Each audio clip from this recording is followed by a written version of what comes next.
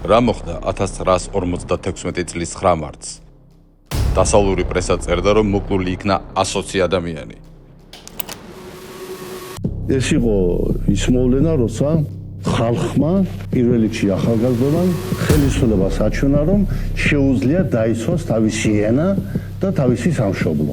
საქართველოს ისტორიაში სამთრაგირებული ძამები და ეს ძამი არის ერთ-ერთი უდიდებულესი, პირველად ასე შეკრული, ასე მთლიანი წარმოდგა ქართველი ის წინაშე.